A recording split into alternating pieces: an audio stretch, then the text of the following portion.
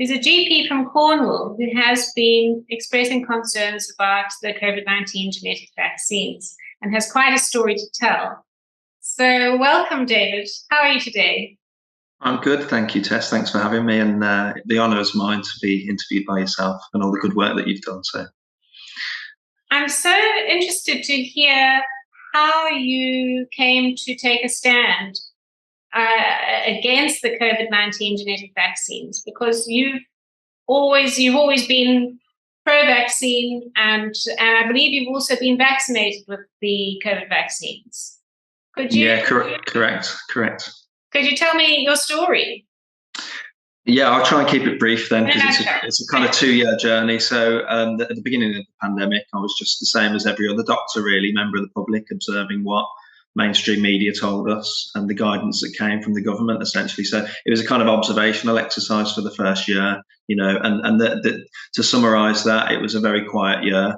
And that wasn't just in my own clinical practice. I worked in several different settings as a GP in the A&E departments in the Birmingham, in urgent care centres and mainstream GP. And it's just a very quiet time in my career. You go home and see on the TV that, BBC were portraying that, people were, the dead bodies were piling up, people were collapsing in the street with this disease. And in my clinic room, it was a third of the appointments were filled. That was it. Very, very quiet time. And the hospitals were the same, because I'd work in the hospitals, and the A&E departments were, very quiet. IT is very quiet. I'm not saying there weren't busy departments, but that would summarise the first year. Very quiet. Wasn't a lot of COVID.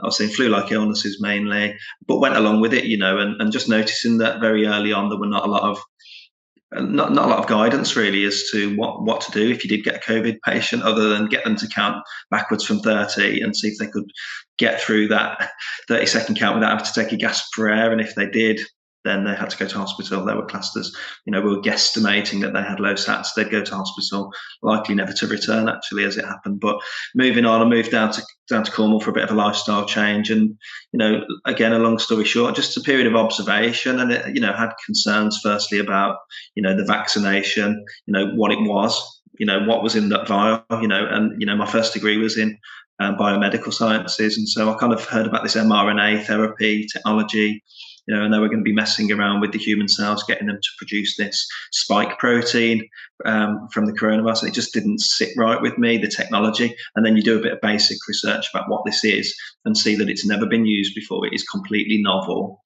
And you look around what the clinical trials are, etc., that Pfizer, Moderna, AstraZeneca had done, very sparse. I mean, it had been locked away, hadn't it, originally? And so it just didn't sit right. And then seeing in the vaccine centres people being consented in inverted commas, and there certainly wasn't consent going on. It was a very arbitrary 2 minutes with the nurse or the vaccinator.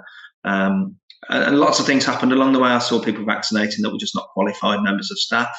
There were students or administrative staff vaccinating patients, and that didn't sit right, as well as the lack of provision of information around, if you have an adverse reaction, for example, this is what you need to do. That information wasn't given at the vaccine centre at the point of consenting. It wasn't valid consent whatsoever. And then moving on, my own journey came along. You've got to have the vaccine for your job. I took the first one as a knee-jerk response to my friend supposedly dying of COVID. There was a lot more to that story than meets the eye, but I took it as a knee-jerk reaction. Best friend passes away. I took the vaccine within the week. Second vaccine came along, and they were pushing me, coercing me, saying, you need to have this. Your job may be on the line if you don't. It's coming in April. There's a mandate coming. And again, that didn't sit right ethically. Whenever we ever coerced, mandated, it's bad practice. To become a GP, it's all about holistic care. Give people the option, reach concordance with the patient. And then you reach a kind of therapeutic alliance. The pros are, the cons are, let's make a decision together. That wasn't going on. And then, I succumbed to the second jab under pressure. Had some adverse events after the first one myself, but did take the second one for self-preservation purposes. And then they came again, knocking after 6 or 8 weeks, saying you need a third one now. And at that point, I thought, no, I've got to put a challenge up now, because this is, whenever I've ever had to have a vaccine 3 times, ever. And that's when the research started then, and reading paper after paper, references, citations, and building up a bit of a repertoire of evidence-based medicine. Sadly, my colleagues haven't followed suit and keep themselves up to date with these matters. But, it's a lot of rabbit holes, some of them are quite dark as to why this is still going on. And then just seeing vaccine injuries coming through, not only vaccine injuries, but everyone with COVID seems to be treble jabbed. And then questioning, is it doing what it says on the tin here?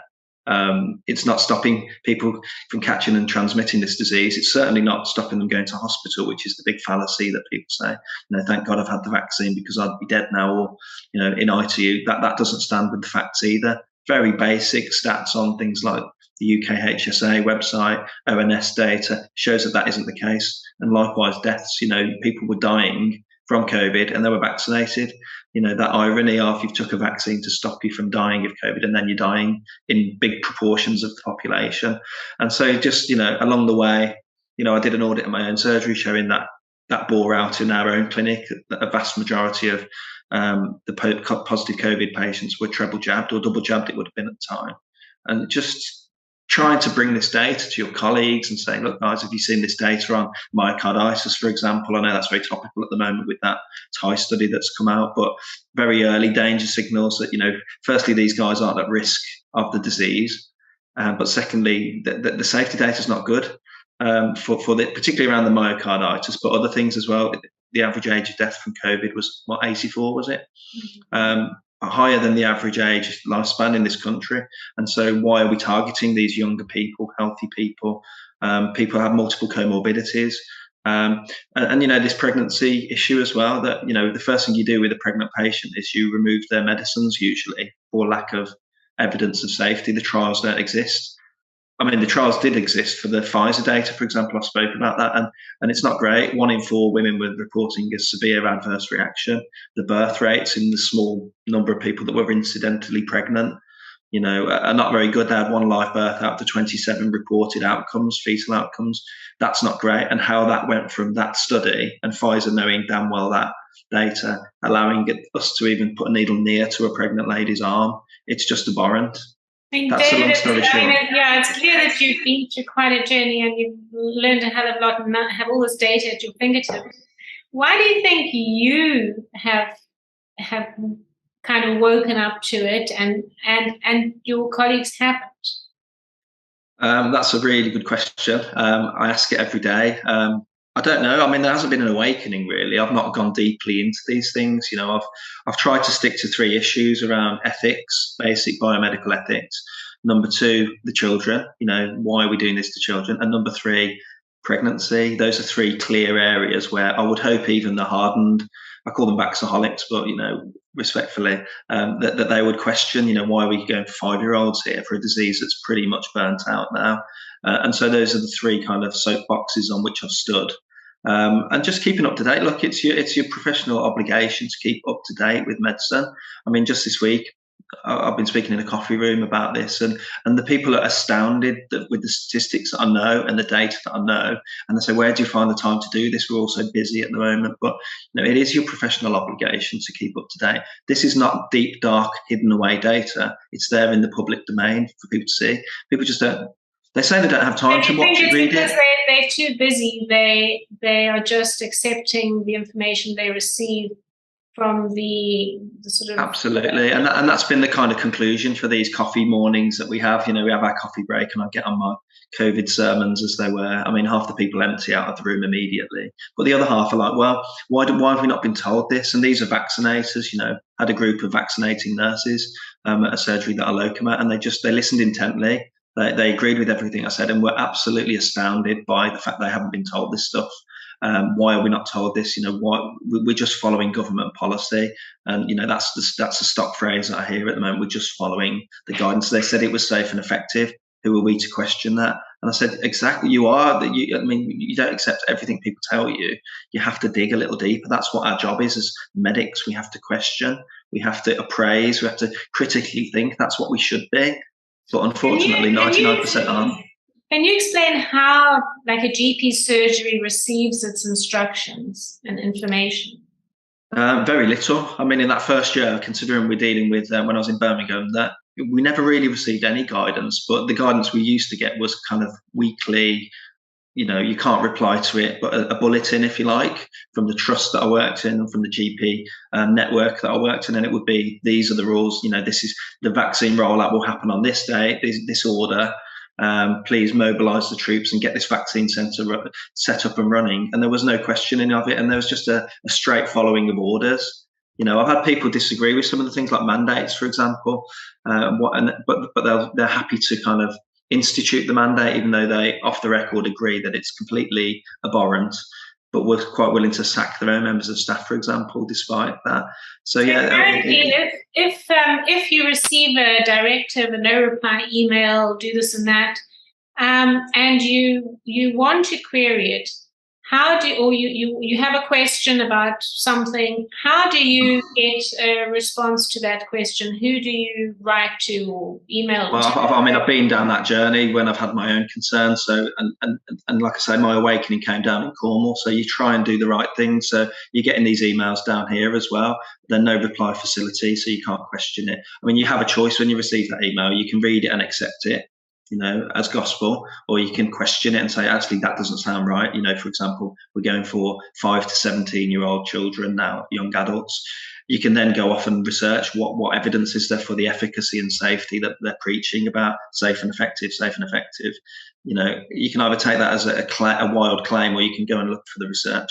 And in terms of answering the question, I tried to speak to practice managers. I put slideshows together and offered to do these slideshows at the LMC level, at the CCG level, to which you wouldn't get any responses. I've tried to debate even kind of some of the bigger celebrities, saying, let's have a live debate, let's talk evidence. The Hillary Joneses, the health secretary, you don't get anything back. I've tried to write to the LMC members locally. Nothing comes back. You don't get the chance, and you get shut down in the coffee room. You get shut down one-to-one. You get shut down in, the ability to do this the right way. Speak to the practice manager, escalate as a whistleblower, or you just don't get that opportunity to question the gospel of the COVID religion, as I call it. I'd certainly get a sense that many, many people are aware now, certainly in the UK, that the COVID vaccines are not what they say they are. They're not safe and they're not effective. And so if that's happening among the general population, I should think that must also be happening. It must be rippling through to the health professionals. So what do you think can be done? Like, what can we do now, do you think, to raise awareness and kind of galvanize some? Because I think people who are certainly in health professions, if they are starting to realize something's not quite right and putting two and two together, they're going to need some support. Absolutely that. So, I mean, the last few weeks, I'm slightly hoodwinked as that I'm censored on most of social media, but just about a month ago when the kind of suspensions came rolling in, I was getting contact from doctors. We could call it upcountry down here, anything north of Cornwall's upcountry. Anyway, so upcountry, you get doctors calling me saying, I've been vaccinating pregnant women. I've had an epiphany. I've watched some of your interviews, or I've seen this, that, and the other, and I can't do it anymore. Can we talk? And it's happening in the coffee room. I'll deliver a kind of piece of evidence, and a few hours later, you get a tap on the door and say, actually, I agree with everything you said, Dave, but I can't speak out because my mortgage, or I'm the registrar, so I've not actually fully qualified yet, and I'm scared. I've seen how you've been treated and chastised for what you've done. And so these people need to know that we aren't just lone wolves in this kind of opposite side of the narrative, and that we need to connect. We need to connect together and realise that actually, if you do speak out, you're not just going to be this isolated figure that's going to be chased by the GMC and NHS England and the like, and that we've got a collective. That's science at the end of the day, Tess. We are allowed to question, and we should always question everything. If you're not questioning the science, then it's not science, is it? Yes, yeah. Collaboration of people is what I'm saying. We need to get together and give people the confidence to talk out. And there have been no consequences. I've been through that hounding from the GMC and NHS England. There's been no case to follow up on. Both cases have been closed now. And so I would just say, speak out. Remember your Hippocratic oath. Remember the reason you get out of bed in the morning. Speak out. We're talking about harming patients here, and it's quite clear. Fact that, it's our regulatory body, the GMC, that has actually endorsed these COVID injections, and the fact that they've actually had any issue with you speaking out is appalling. Well, the interesting thing about the GMC thing, Tess, is that I've got an email and it went to my inbox, junk email actually, back in April, and they'd already had a hearing about me. and my social media presence / anti-COVID things that I was posting at the time, or anti-vax postings, and they kind of had the meeting and decided on the ruling, and I hadn't even A, been made aware of it, B, been able to fight my corner and speak out, but that ruling was closed, and I was moved on then to the local performance advisory body, which, again, I presented loads of evidence to them. They gave me the floor for an hour. I presented pretty much a lecture that I wrote an essay for them. They asked me to reflect on my loads of evidence. And ultimately they didn't care to speculate on any opinions that they may have about the evidence I presented, or even, the whistleblowing policy that, I was hoping to exercise my rights of.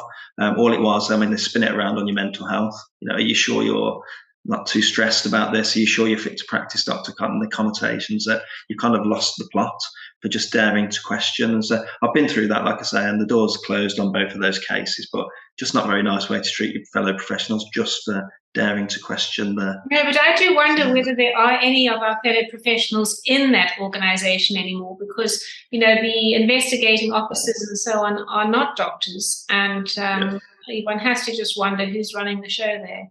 When you look at the people who are in these senior positions, they're not doctors. Even in local hospitals, they're not ex-clinicians, they're managers from different areas of business, for example. And you see that with the WHO. Isn't Tedros, isn't he a vet or something? He's not a doctor, and he's the World Health Organization. Exactly. Head. And in actual fact, an early email, an FOI to the Therapeutics Task Force in the UK, last year, we asked how many medical doctors were on the Therapeutics Task Force out of the 40 positions there, and none of them were.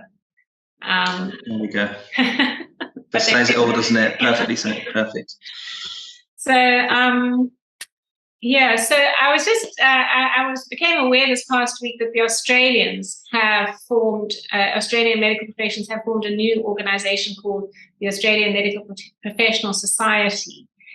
How do you think something like that could be done in the UK? And do you think there's a need for a UK doctors society or something? Yeah, there are little pockets of us around. Like I say, I'm geographically fairly isolated down here, but there are groups on things like Telegram and Signal of, we're seeing it in America, for example. People are connecting, as you mentioned, Australia is starting to connect. I think you're absolutely right. In the UK, we are very disjointed in our little groups of, 50, 100 doctors. We need to start, getting together in whatever format that comes, for things like, meetings, and there's a colleague of mine at the moment, back in the day when I was a hospital doctor, you used to every week have a grand round meeting where you'd sit, somebody would present from the clinical team and you would chew the cud and discuss it and debate it and rebut it. None of that happens now. So again, one of my colleagues from the Midlands is now talking about sort of setting up a virtual grand round, for example. And it just gives that sense of collective. We've lost the ability to critically appraise and to study and rebut and to debate these things now. When we look at articles, that are peer reviewed, you need to look at the statistical methods, for example, and query them and critique them. And we don't do that. And secondly to that, we just need that collective spirit that there are more of us than we think. For example, vaccine injuries, there are so many vaccine injured people, but they just don't feel a collective body. There's lots of pockets of 1,000 people here, 1,000 people there, but the power in numbers really is what we need. And the same for doctors, really, that we need to all stand together. And there's that safety then to attract other doctors that maybe are on the fence. And there is that torrent of doctors now. The dam is bursting of taps on the shoulder that get all messages saying, I've got your number, I've seen what you've been up to. I can't believe I've been vaccinating children. It's ethically not right, help me. And so we need a space for those doctors to come to feel a collective safety more than anything, and just that spirit of togetherness. Yes, yeah, I think it's going to be really traumatic when they do realise that they have been in complicit. Yeah. The approach at the moment is just run away. If Dave Cartland's in the coffee room, run away, because it is a reminder. It's not poking them that they are complicit. And not only are they complicit in vaccinating other people with this drug, they've took it themselves. So they've actually been hoodwinked themselves into having it. And so it's that buyer's remorse that I keep talking about. They've kind of bought into the narrative, not questioned it. And the guilt is written all over the faces now. And it's going to be pretty traumatic when they do have that eureka moment, because they've been harmed. The data is astounding. And just this last few weeks, it seems to be building in terms of the amount of sudden adult death syndrome that plastered all over media and social media. It's reaching a crescendo now. Vaccine injuries, the fertility data, the harming children having heart attacks and strokes all over the place. There's going to be a critical point where these doctors are going to awaken, and it's not going to be pleasant. And I don't think the public are going to be best pleased either. David, as a vaccinated doctor, are you fearful for your own health? Absolutely, yeah. I mean, luckily, after the first vaccine, I had a sort of 3 days in bed with severe headaches and recovered after that. Pretty much it sort of switched off. The second vaccine was fine. But obviously, when you're reading all these evidences of not only sort of people who are vaccinated getting COVID more often and more severe than the person who isn't, but the all-cause mortality, the mystery of this all-cause mortality that's shooting up week on week on week, and it's reaching crescendo also. So yeah, I say to my wife, I feel a bit, at risk here of not waking up tomorrow. So I always give her a hug and a kiss goodnight, and just in case. But yeah, I get brain fogs now. My energy levels aren't the same. I do fear, absolutely, because I'm seeing the same thing as you are and other people are, that being vaccinated is not a good health choice for this particular thing anyway. You're incredibly brave, and it feels like you're sort of learning about yourself and stepping into your power in a way. Do you regret waking up, shall we say? For some it must be much easier. You must sometimes think, oh, I wish I hadn't found out about this, because it would be much easier just to have been carrying on not being aware of the vaccine harms. Do you ever? Yeah. I was never looking for this. I live down in Cornwall, have a great old 2.5 days working week, 4.5 days on the beach. Wasn't looking for this, but I don't think I would change it, to be honest. I wouldn't be able to sleep at night. And I keep talking about my oath, and my oath means a lot to me. I stood up at the end of my graduation ceremony and we sort of recited it. People need to remember that oath and remember, that question that you were asked at medical school: why do you want to become a doctor? And if your answer was for the Porsche and the prestige and the big house and all that sort of stuff, you weren't ever destined for medicine. You shouldn't have been doing this. 99% of my colleagues, unfortunately, are career medics now. And so, in terms of regretting it, no, I don't regret it at all. All I've done really is followed the professional obligations of good medical practice. These are in the GMC's own guidance on good medical practice: informed consent, the duty of candour. They've got guidance on this. I'm following their guidance, irony of all ironies. And so I'll just remind my colleagues to remember that guidance and ask themselves that question that they answered at medical school, why did you become a doctor? And so, no, I don't regret it at all. I kind of hope it never happened and it's a bad dream. And this is all part of a big prank, a sick prank, albeit, but no regrets. Are you doing anything differently or taking any supplements or anything to prevent having any side effects from the vaccine? Absolutely. The people I speak to now, I do kind of recommend the World Council for Health. I've got those in my medicine cabinet, those supplements really. So I use those every single day. The NAC, the quercetin, nattokinase, and all the vitamins and the zinc and all the things that pep the immune system up. So that's in my morning regime. Trying to keep myself fit. But every time I get on the treadmill, for example, I worry that my heart's going to pack up. I've got a big clock floating around. Touch wood, I haven't. But just following those sorts of things, and I'm seeing lots of anecdotal evidence from vaccine injured people, for example, that I speak to privately through my telemedicine service, that are having things like benefits from things like HBO2, so the hyperbaric oxygen therapy. Some of the regimes that are across the world, the FLCCC have got a really good regime for either long COVID or vaccine injury as well. So I recommend those regimes to the patients who contact me and take them personally. I've noticed a little bit of benefit, but in my brain fogs, but I am 40, so it might just be that. Is there anything that you would recommend to doctors? And what would be your message for doctors today? Partly what I just said, really, in terms of remember your oath and remember why you went into medical school in the first place. But patient safety is paramount. We are advocates for our patients' safety at all times. That must be our first concern. That's why we took on the job. So I would get them to have a little dig into the data. It's not that difficult to find. It's a quick Google search. Forget Netflix for one night. Watch an interview from one of the awake doctors from America. Even watch a Dave Cartland interview if you want to drop off to sleep. But just try and research this stuff for yourself.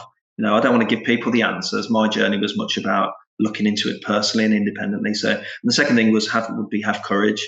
Have courage.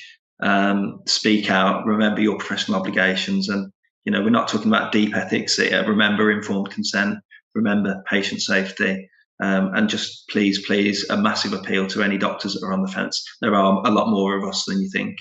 Just speak out. And would you say stop vaccinating with the COVID vaccines? Yeah, I mean, I'm tempted to chain myself to the vaccine centre door, to be honest, next week. But yeah, I mean, they're all gearing up for the autumn vaccine booster schedule now. And these are people that have had deep discussions about the adverse reactions to this vaccine. But yeah, stop. There's absolutely no need for this. Think about the disease, the risk and the benefit analysis at all times. There's absolutely no need. We talked about children and pregnancy at the moment, but any healthy adult really, they're not at risk from this disease in its current form. I speak to a lot of Omicron patients. Firstly, they're all vaccinated, and they're catching Omicron for the second or third time. But it's a disease that gives you a mild cold, mild flu-like illness at worst. I've not sent a person in for COVID for 18 months, 20 months really. And even then it was a dubious flu-like illness back in the day. So yeah, there is no necessity for this. Thanks, David. And a last message to the public? Please don't get your booster.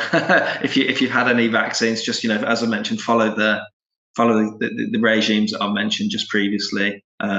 Think about your immune system. Good old fashioned, if you do get COVID, honey and lemon, sweat it out, take the vitamins and the things that we've mentioned.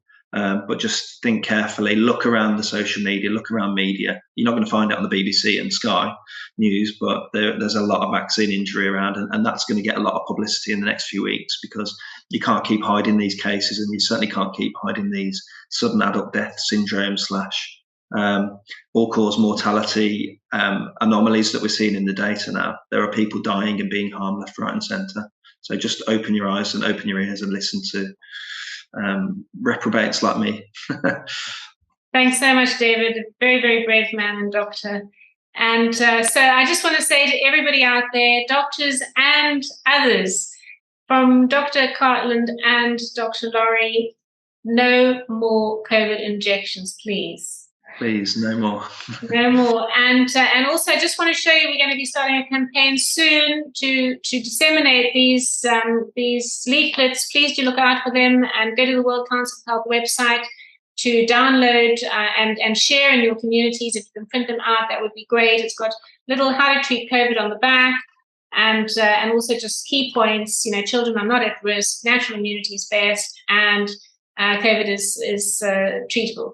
And then on another flyer, which would be great if you could share with people who may not be feeling quite so well after the vaccine, just to make them aware that there is support via UKCB Family, which is a vaccine injured support group, and it's manned. It's a friendly community initiative manned by vaccine injured people. So you're not alone.